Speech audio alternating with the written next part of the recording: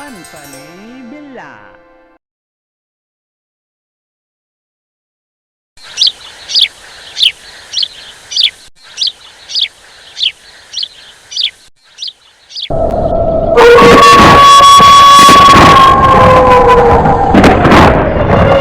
हे भगवान, इतना मौसम कैसे खराब हो गया अचानक से। इतनी रात्रि में मुझे डर लग रहा है। एक तो ये बिजली की कड़कड़ाहट, मेरा शरीर कांप रहा है। क्या करूं। एक तो मेरी बीवी आराम से घर पे सो रही है, मुझको घर के बाहर भेजकर। हे भगवान, हे भगवान, पाप लगेगा मेरी बीवी को अगर मैं इस रात्रि में मर गया तो। मैंने अपनी बीवी को मोटी क्या बोल दिया, वो तो नाराज ही हो गई और मुझको घर से बाहर निकाल दिया। ये भी नहीं देखा बाहर मौसम कितना खराब है, मुझे मरने के लिए रात्रि में बाहर निकाल दिया घर से। कोई नहीं, मैं अभी महाराज का मुखबर हूँ। कल सुबह महाराज को बताऊंगा मैं, मेरी बीवी मेरे साथ जुल्म उठाती है। महाराज मेरी बीवी को अवश्य सजा देंगे। जल्दी से निकलता हूँ यहाँ से, अपने मामा के घर जाऊंगा मैं यहाँ से सीधा। कितनी डरावनी रात है, भगवान मेरी रक्षा करना।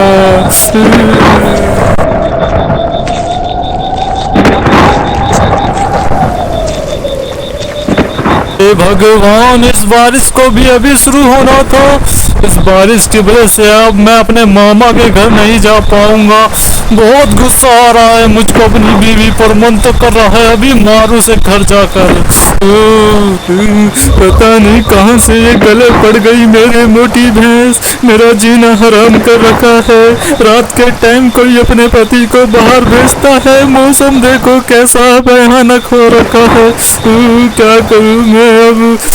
एक काम करता हूँ, बारिश रुकने का इंतजार करता हूँ। जब तक बारिश नहीं रुक जाती मैं इस विशाल पर्वत के पेड़ के नीचे ही बारिश रुकने का इंतजार करता हूँ। इतनी भयानक रात है, चुपचाप यहीं पेड़ के नीचे बारिश रुकने का इंतजार करता हूँ।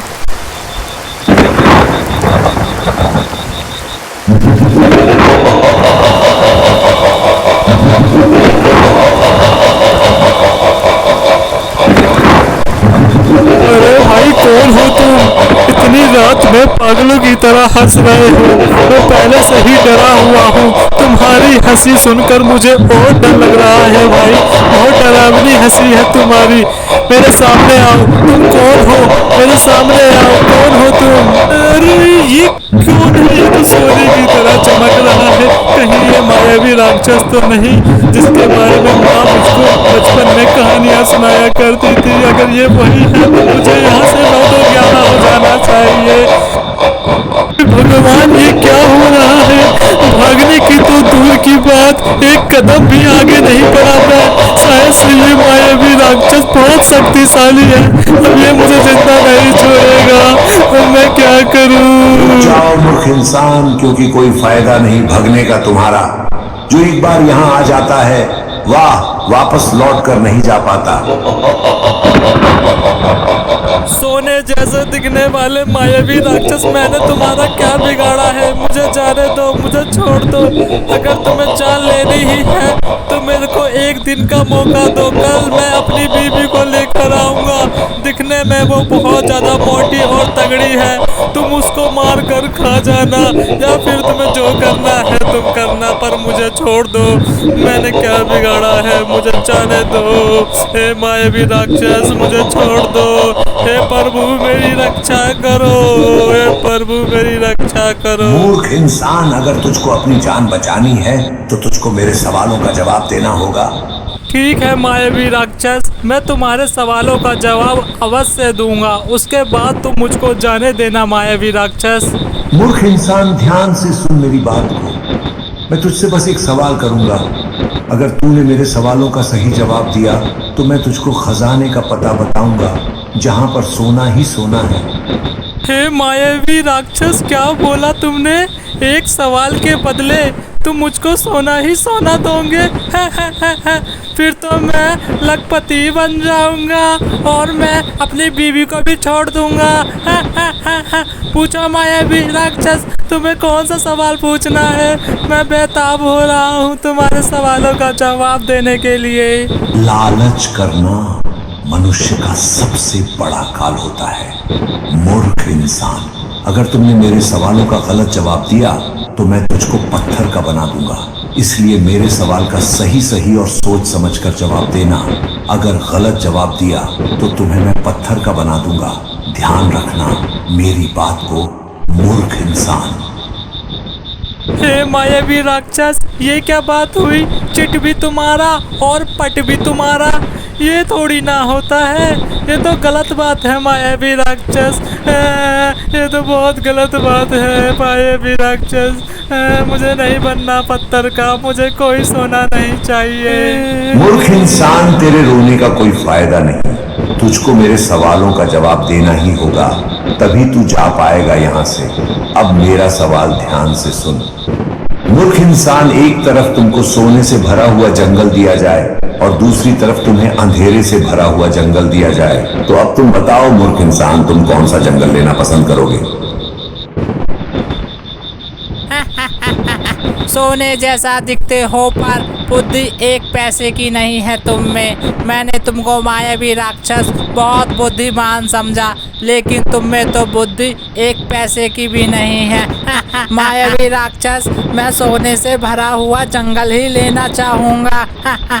अंधेरे से भरा हुआ जंगल कौन लेगा? मायावी राक्षस, मैंने तुम्हारे सवाल का सही सही उत्तर दिया है। अब मुझको जल्दी से खजाने का पता बताओ, मुझे लखपति बनना है।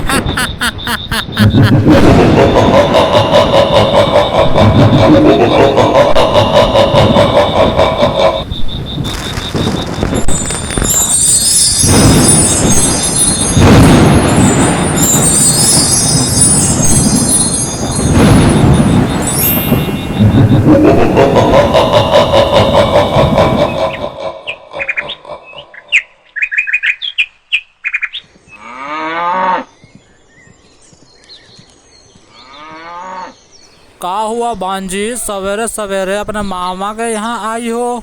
का हुआ, घी खत्म हो गया है तो अभी थोड़ा वेट करो, अभी लेकर आते हैं तुम्हारे लिए ताज़ा ताज़ा घी। और दूध भी चाहिए तो थोड़ा और वेट करो, अभी जा ही रहे थे अपने गाय का दूध निकालने।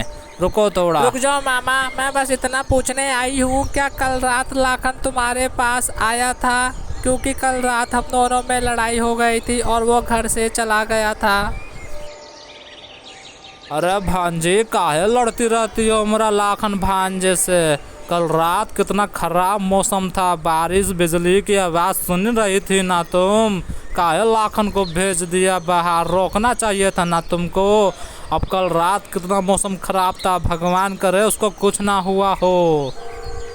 क्या मामा, कल रात लाखन तुम्हारे पास भी नहीं आया? हे भगवान, मेरे लाखन की रक्षा करना। मैं आज के बाद अपने लाखन से कभी नहीं लड़ूंगी। चुप हो जा रे भांजी, तुम्हारा रोने से कल लाखन मिल जाएगा। कल रात लड़ाई कर रहे थे तब नहीं सोचा ये सब, अब रो रही हो यहाँ हमारा सामने। एक काम करो, महाराज के पास जाओ, महाराज ही अब हमारी मदद कर सकते हैं। महाराज अपने सैनिक को भेज के लाखन का पता लगाएंगे। ठीक है मामा, चलती हूँ मैं। महाराज ही एक हैं जो हमारी मदद कर सकते हैं लाखन को ढूंढने में। कल रात लाखन को बस कुछ हुआ ना हो, वरना मैं अपने आप को कभी भी माफ़ नहीं कर पाऊंगी। ठीक है मामा, चलती हूँ अब मैं।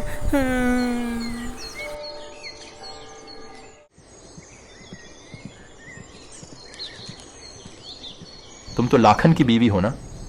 क्या बात है, आज कैसे आना हुआ राजमहल, और वह भी अकेले? लाखन कहाँ हैं? महाराज लाखन का कब से इंतज़ार कर रहे हैं, क्योंकि आज सुबह लाखन महाराज को चंदनपुर राज्य की खबर देने वाला था, क्योंकि चंदनपुर का राजा हमारे राज्य पर हमला करने वाला है। कहाँ है लाखन? जल्दी बताओ मुझको। सेनापति जी, लाखन के ही तो बारे में बताने आई हूँ। कल रात से ही मेरे पति लाखन का अता पता नहीं चल रहा। पता नहीं कैसे हाल में होगा मेरा लाखन। सेनापति जी से ढूंढ के लाओ। कल रात मौसम भी बहुत खराब था, कहीं मेरे पति को कुछ हुआ ना हो। ढूंढ के लाओ सेनापति जी, वो तो आपका खबरी था ना। ढूंढ के लाओ सेनापति जी मेरे लाखन को। सेनापति जी, कल रात जब मैं जयपुर से हल्दी मसाले की बोरी अपने घोड़े पर रखकर अपने राज्य आ रहा था, तब मैंने लाखन को विशाल से दिखने वाले बरगद के पेड़ के पास देखा था। मैं आवाज़ लगाने ही वाला था लाखन को, तभी बारिश शुरू हो गई और बारिश में सारा का सारा मसाला मेरा ख़राब हो जाता, इसलिए मुझे जल्दी वहाँ से जाना पड़ा। क्या तुम सच बोल रहे हो? विशाल बरगद के पेड़ के पास देखा था तुमने लाखन को? यह तो बहुत ही चिंताजनक बात है। मुझको जल्दी से महाराज को यह बात बतानी होगी।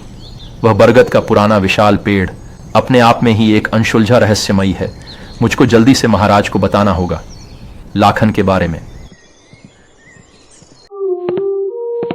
बिंदापुर नगर के राजा आदित्य राजकुमार बेचैनी से इधर से उधर टहल रहे थे।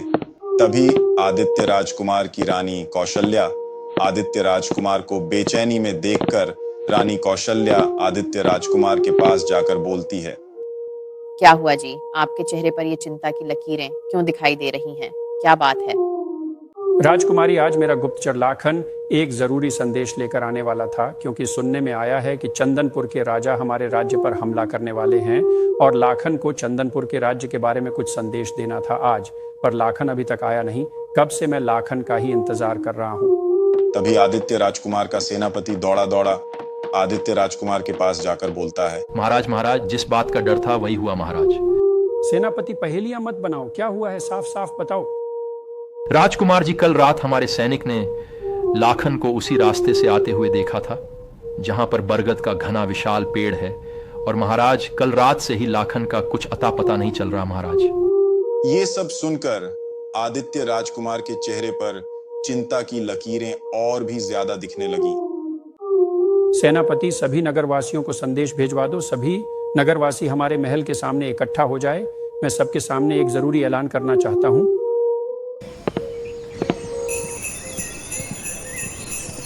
सुनो सुनो सुनो, सभी नगरवासियों सुनो, राजा जी ने सभी नगरवासियों को अपने राजमहल में बुलाया है। क्या बात हो गई, महाराज ने हमें आज क्यों बुलाया है? सभी नागरिक कुछ ही देर में महल में पहुंच गए और आदित्य राजकुमार महल के छत पर खड़े होकर बोलते हैं, मेरे बिंदापुर नगर के वासियों, मैं आदित्य राजकुमार ये ऐलान करता हूँ, पश्चिम की तरफ जो पुराना बरगद का पेड़ है वहां से कोई भी आना जाना नहीं करेगा। नगर वासियों, अगर कोई व्यक्ति प्राचीन बरगद के पेड़ के पास तुमको कोई व्यक्ति दिखाई देता है तो तुम्हारा कर्तव्य बनता है उस व्यक्ति को रोकना, क्योंकि आप सभी नगरवासियों को पता है जो भी प्राचीन पेड़ के पास गया वह लापता होगा। इसीलिए नगरवासियों, अपना ख्याल रखना आप सभी, और किसी को भी उस प्राचीन पेड़ के पास जाने मत देना। ठीक है ना नगरवासियों? उम्मीद करता हूँ आप सब अपना ख्याल रखोगे। अब आप सभी यहाँ से जा सकते हैं। महाराज की जय हो, महाराज की जय हो, जय हो। इतना कहकर आदित्य राजकुमार बेचैन होकर इधर से उधर टहलने लगे। महाराज, उस बरगद के पेड़ के बारे में बहुत ज्यादा अफवाह है। अगर महाराज ऐसे ही चलता रहा तो यह राज्य एक भूतिया राज्य बन जाएगा और दूसरे राज्य के राजा हमारे राज्य पर हंसी उड़ाएंगे। हम अपने ही राज्य की दिक्कत ठीक नहीं कर सकते तो प्रजा की क्या करेंगे? ऐसा दूसरे राज्य के राजा मजाक उड़ाएंगे हमारा। यही चिंता तो सता रही है मुझको रानी कौशल्या। मेरे ही राज्य में मेरी प्रजा डर कर रहे, मैं और बर्दाश्त नहीं कर सकता।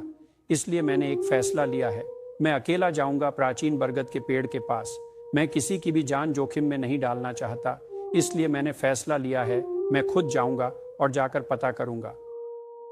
नहीं महाराज, मैं आपको अकेले जाने नहीं दूंगी, इसलिए मैं भी आपके साथ चलूंगी। और अब आप मुझसे कोई भी सवाल मत करना, क्योंकि यह हर पत्नी का फर्ज है अपने पति का साथ देना। इसलिए महाराज मैं भी चलूंगी, आपको मेरी कसम है, मना मत करना महाराज। ठीक है रानी कौशल्या, चलो अब निकलते हैं हम।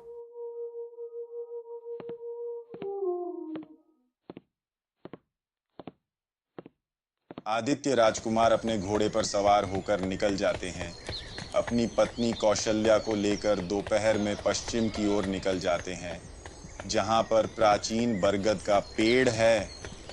आदित्य राजकुमार और रानी कौशल्या पहुंच जाते हैं प्राचीन बरगद के पेड़ के पास, और वहां पर बहुत पानी भरा होता है कल रात की वर्षा के कारण।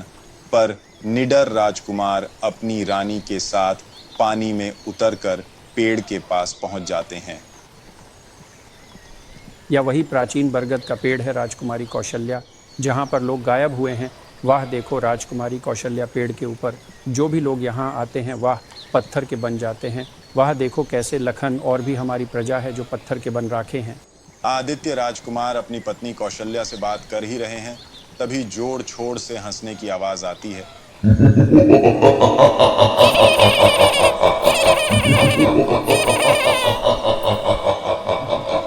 महाराज कौन है जो इतने जोर जोर से हंस रहा है? कौन हो तुम, सामने आओ, मुझको पता है। तुम वही सोने की तरह चमकने वाले मायावी राक्षस हो जो यहाँ से गुजरने वाले लोगों से सवाल पूछकर उनको पत्थर का बना देते हो। तुम सामने आओ मेरे, मैं बिंदापुर का महाराज आदित्य राजकुमार हूँ। मैं अपनी प्रजा को मैं और खोना नहीं चाहता, इसलिए मैं तुमसे बात करने आया हूँ। सामने आओ। तभी सोने जैसा दिखने वाला मायावी महाराज आदित्य के सामने आता है। क्या बात है! पहले तो यहां से आदित्य राजकुमार के मूर्ख प्रजा यहां से आते थे, अब स्वयं आदित्य राजकुमार खुद आए हैं और साथ में महारानी कौशल्या को भी लेकर आए हो महाराज। पर अब आप दोनों भी लौटकर जा नहीं पाओगे।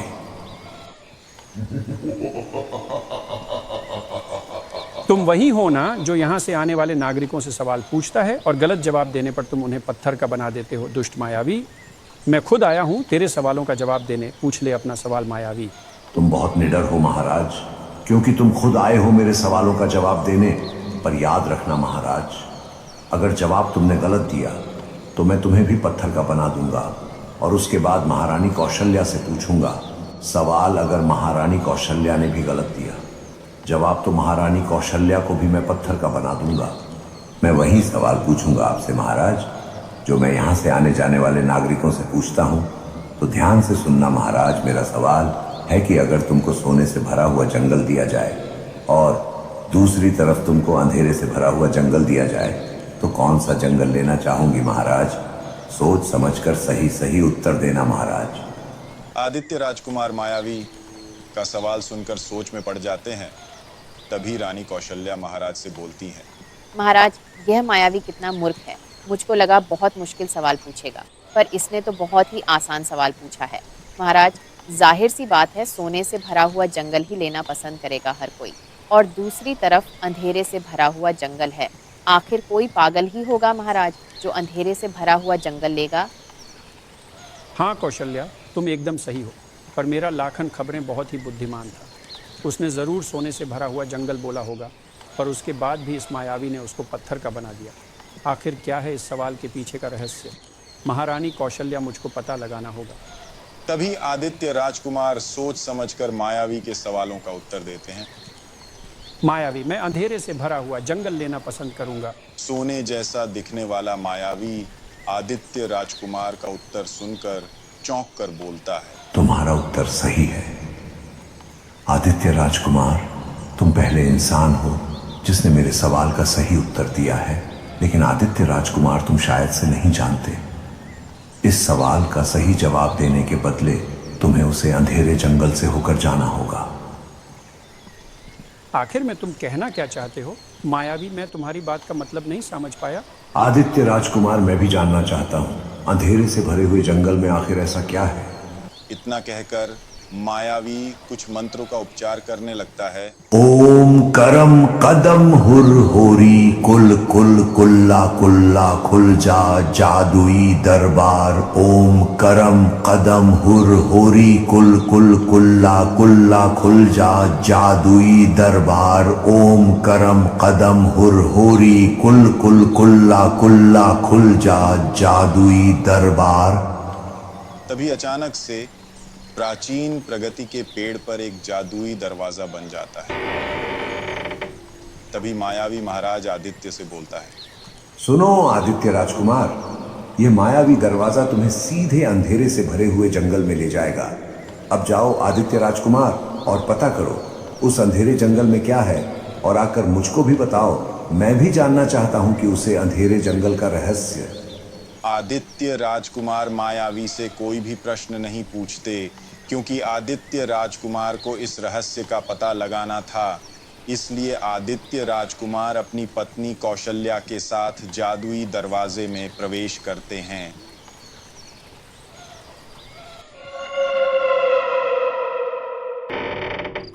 आदित्य राजकुमार और कौशल्या रानी अंधेरे से भरे हुए जंगल में पहुंच जाते हैं। तभी रानी कौशल्या को कुछ लोगों की आवाज सुनाई देती है।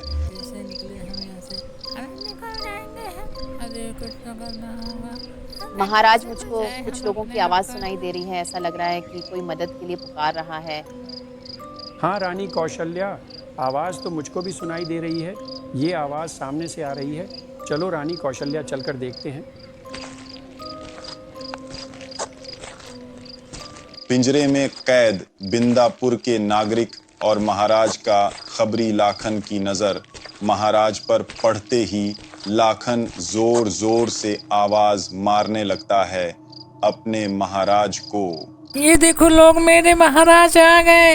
अब हम बच जाएंगे। महाराज की जय हो, महाराज की जय हो। महाराज मुझे बाहर निकालो, महाराज मुझे बाहर निकालो। मैं लाखन हूँ, बाहर निकालो महाराज। फिक्र मत करो लाखन, मैं तुम सबको बचाने के लिए ही आया हूँ और मैं तुम सबको अपने साथ लेकर जाऊंगा। मैं अभी इस तलवार को उठाकर इस लोहे के जंजीर को काट देता हूँ।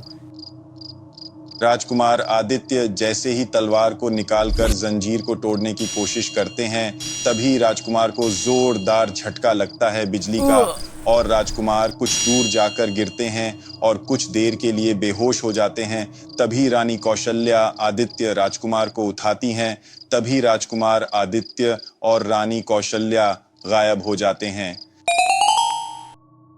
कुछ देर बाद आदित्य राजकुमार और रानी कौशल्या गायब होकर एक सुंदर से वन में पहुंच जाते हैं और तभी आदित्य राजकुमार को होश आ जाता है और उसी सुंदर वन में पेड़ के पास एक बूढ़ी औरत बैठी होती है, जिसे देख रानी कौशल्या आदित्य राजकुमार से बोलती है,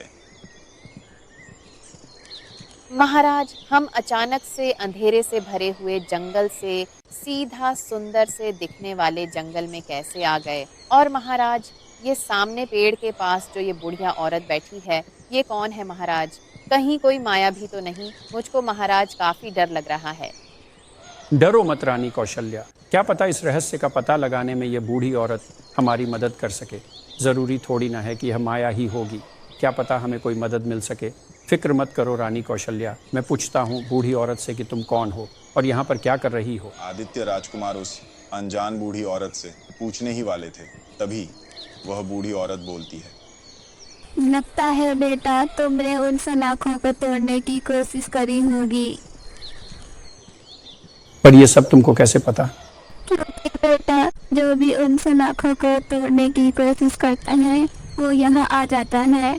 तभी रानी कौशल्या बोलती है, दादी माँ, आखिर में इन सब का रहस्य क्या है? कहते हैं बेटा कि एक समय में ये अंधेरे से भरा हुआ जंगल एक बहुत ही सुंदर जंगल हुआ करता था। उस जंगल में एक सुंदर राजकुमारी और एक सुंदर राजकुमार राज किया करते थे। लेकिन एक दिन एक दुष्ट तांत्रिक इस जंगल में आया बुरे इरादे से और उसके आते ही सब कुछ खत्म हो गया। तांत्रिक ने राजकुमारी को जान से मार दिया। अगर बेटा तुम्हें यहाँ से बाहर निकलना है और अपने लोगों को आज़ाद करवाना है तो बेटा तुम्हें उस दुष्ट तांत्रिक को जान से मारना होगा। मुझको बताओ दादी माँ, वह तांत्रिक कहाँ मिलेगा? यहाँ से बेटा कुछ ही दूर बहुत पुराना खंडर है। कहते हैं बेटा कि उस दुष्ट तांत्रिक ने अपने पाप से भरी दुनिया वहाँ पर बसा रखी है। बेटा ध्यान रखना, वहाँ दुष्ट तांत्रिक तुमसे एक सवाल पूछेगा, पर बेटा तुम उसके सवालों का कोई उत्तर मत देना। बदले में बेटा तुम उस तांत्रिक से कोई ऐसा सवाल पूछना जिसका उत्तर देने में तांत्रिक को कुछ समय लग जाए, और इसी मौके का फ़ायदा उठाकर अपने तलवार से उस दुष्ट तांत्रिक का गला काट देना। ठीक है दादी माँ, अब मैं यहाँ से जल्दी से निकलता हूँ। आदित्य राजकुमार और रानी कौशल्या बिना समय गवाए वहां से जल्दी से निकल जाते हैं।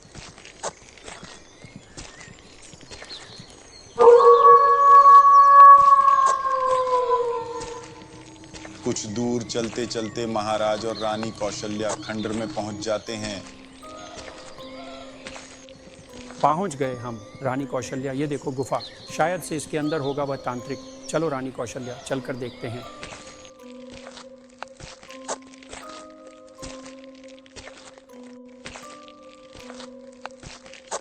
ओम क्रीम क्राम ओम क्रीम क्राम ओम। देखो रानी कौशल्या, शायद से यही तांत्रिक है जिसके बारे में बूढ़ी दादी माँ ने बताया था। आदित्य राजकुमार की आवाज सुनकर तांत्रिक गुस्से में बोलता है, कौन है तू? तेरे बीच में बोलने से मेरी तपस्या भंग हुई है। अब देख मैं क्या करता हूँ। ओम क्रीम क्राम ब्लूम ब्लूम ओम क्रीम क्राम ब्लूम ब्लूम ओम क्रीम क्राम ब्लूम ब्लूम। गायब कर इसकी रानी को।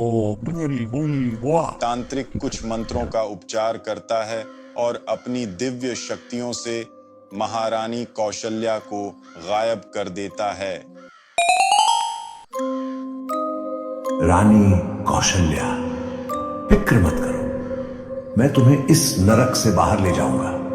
और महाराज की फिक्र मत करो रानी कौशल्या, महाराज एक निडर महाराज है। दुष्ट तांत्रिक, वापस लौटा दे मेरी रानी कौशल्या को।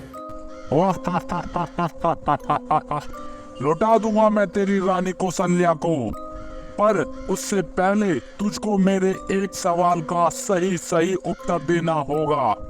कितने तारे हैं आसमान में? सही सही उत्तर दे दे, उसके बाद मैं तेरी रानी कौशल्या को लौटा दूंगा। तांत्रिक का सवाल सुनकर आदित्य राजकुमार सोच में पड़ जाते हैं। तभी आदित्य राजकुमार को बूढ़ी दादी माँ की कही हुई बात याद आती है और आदित्य राजकुमार अपने दिमाग में कोई तरकीब सोचकर बोलते हैं। तांत्रिक, मैं तेरे सवालों का उत्तर अवश्य दूंगा, लेकिन तेरे सवालों का उत्तर देने से पहले मैं देखना चाहता हूँ कि तू कितना बुद्धिमान है। तांत्रिक, मैं तुझसे बस एक ही सवाल करूंगा, अगर तूने इसका उत्तर दे दिया तो मैं भी तुझको बुद्धिमान मानूंगा। अच्छा तो ठीक है, क्या सवाल है तेरा? पूछ ले और देख ले तू भी मैं कितना बुद्धिमान हूँ। तो तांत्रिक, मेरा सवाल यह है कि मेरे मुंछ में कितने बाल हैं? तू तो बहुत बड़ा मूर्ख निकला। सवाल भी कैसा पूछा? ये तो बहुत आसान सवाल है। अभी मैं तेरे पास आकर तेरे मूंछों के बाल गिनता हूँ। तांत्रिक आदित्य राजकुमार के मूंछों के बाल को गिनने के लिए आदित्य राजकुमार के पास जाता है। तांत्रिक के पास आते ही आदित्य राजकुमार इसी मौके का फायदा उठाकर अपनी तलवार से तांत्रिक का गला काट देते हैं और कुछ ही देर में तांत्रिक मर जाता है। तभी अंधेरे से भरा हुआ जंगल अचानक से गायब होकर एक सुंदर से जंगल में बदल जाता है।